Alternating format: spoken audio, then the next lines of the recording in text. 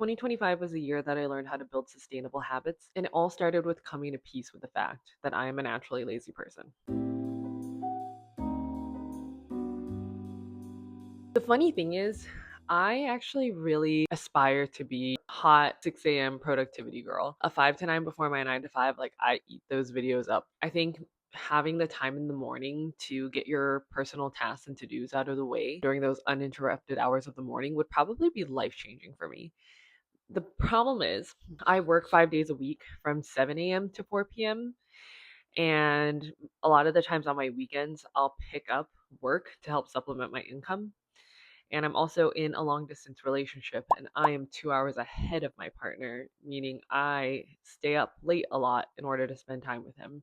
I'm also just naturally such a night owl that the extent of the lifestyle changes that I would need to make in order to facilitate being a 6 a.m. girly is just not worth the reward for me. So the question then becomes, if I'm not willing to compromise on my functional hours, how can I fit new routines and habits into my existing lifestyle? So every December before the new year, I will sit down and do a life audit. I use something called the Artist of Life workbook from the brand Lavender, but essentially what it is just a series of journaling prompts. So part one is reflecting on the year that's about to close, what went well, what didn't go well. And the second part is designing your life for the year to come. What are your overarching goals and aspirations? What kind of habits and behaviors will you need to implement in order to achieve those goals? Once you have your goals figured out, the next step is figuring out how do you fit those into your current routine. And there's a lot of videos on the internet about neuroplasticity and hacking your mind into creating sustainable behaviors. I'm not going to get too deep into those, but I will talk about the three that I felt like have been the most effective for me and talk a little bit about why I think they work so well and why I think they might work for you. So the first one is probably one you hear about all the time is habit stacking. I think this was popularized through the book Atomic Habits, but I don't think that author was the first one to come up with it. The goal is to leverage your existing behaviors in order to build new habits. For example, after I get out of the shower, I'm going to floss my teeth. The end goal is essentially to tack on a behavior to something that you already do consistently so it doesn't feel like the inertia is as high to do that new thing. For myself, as a general rule, I will schedule all of my workouts appointments right after work if it needs to happen on a work week. I am someone who, as soon as I get home, all bets are off the table. I might end up taking a 30-minute nap. I might take a 2 hour nap. I might lie on the floor and play with my rabbits for 30 minutes. But once I get home, it's very unlikely that I'm going to go back out. And this includes social activities too. The point is to minimize friction. And so while I'm still at work and I'm in a little bit more of a productive mindset, I try to just go straight from one thing to another. There's a Pilates studio very close to where I work.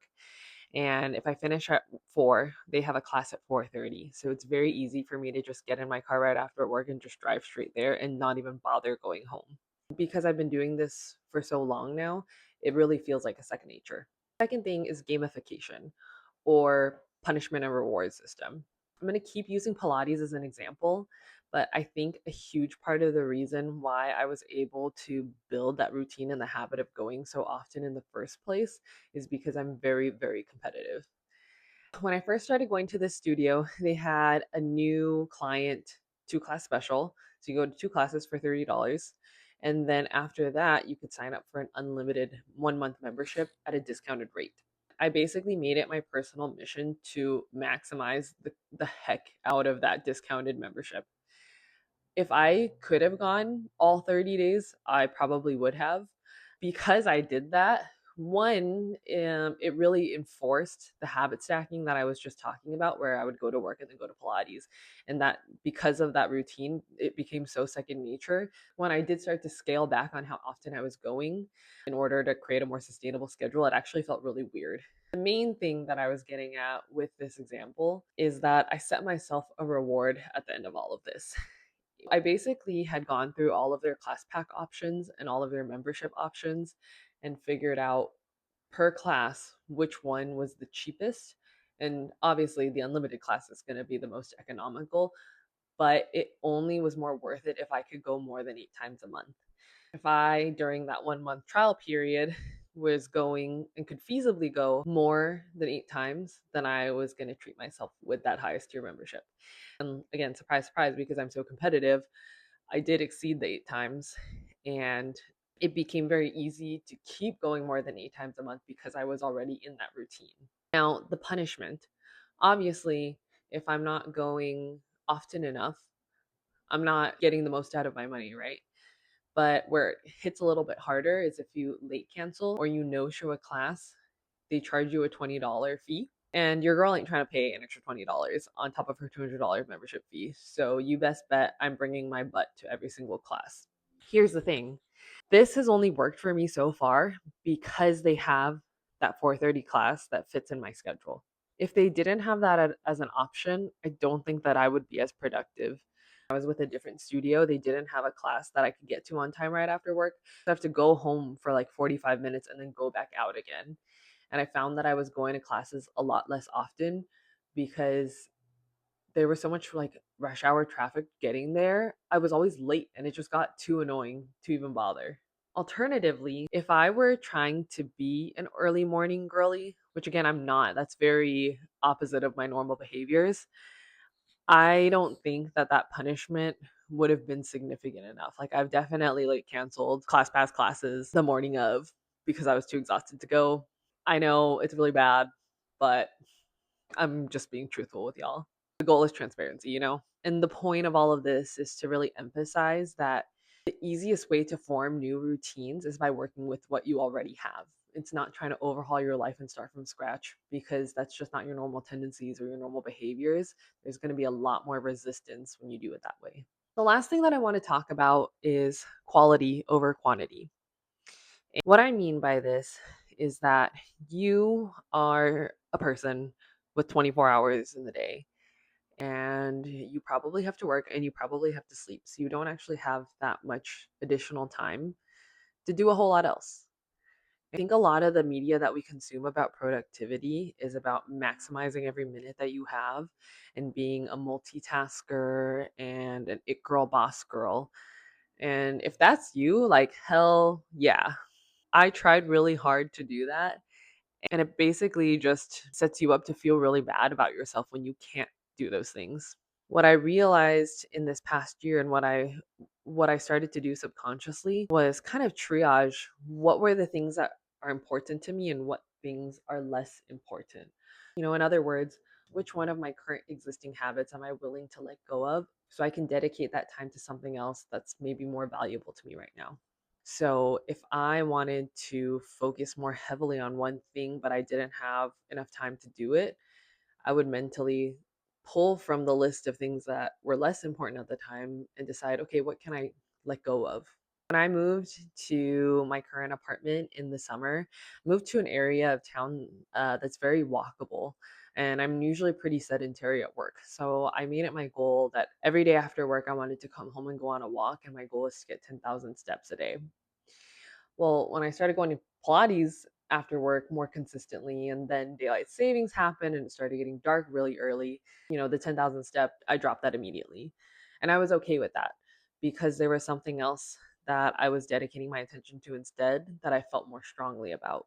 It's so easy to feel like, oh, if I stop doing something, I'm giving up or I'm a failure or I'm a quitter.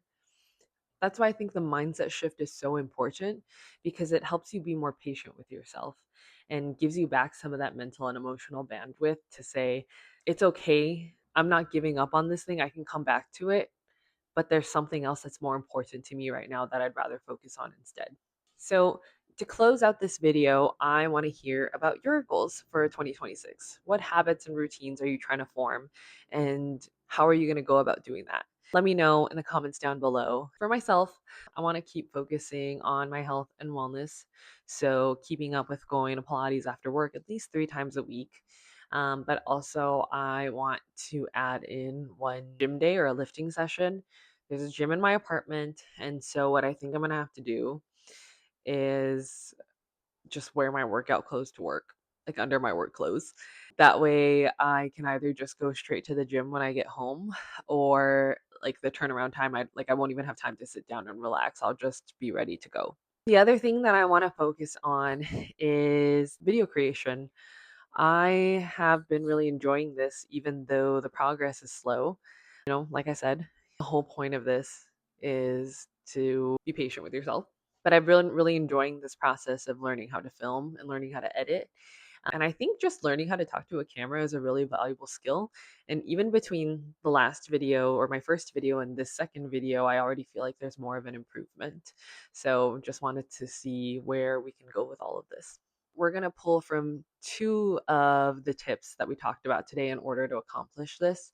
The first one being that I'm going to give myself a reward, maybe. So I have been seeing so many videos on the Insta360 Go Ultra camera, and I have been hyper fixated on it. I really want it, but it doesn't really make sense to get it because I'm not a vlogger and it's like a $600 camera. So if I can commit to one video a week for 6 months, I will get it for myself. I'm not setting a numbers goal in terms of views or subscriptions or anything like that. Basically, I feel like if even a handful, one or two people, or even a handful of people watch these videos and they get value out of it and they enjoy the content, like that's worth it to me. It's worth the investment. It's just on my end whether or not I can be consistent enough to deserve it. The other thing, though, is that this does take quite a lot of time. The process of filming, scripting, editing, shooting, not in that order, takes time. And so I'm probably going to have to get those hours from somewhere else.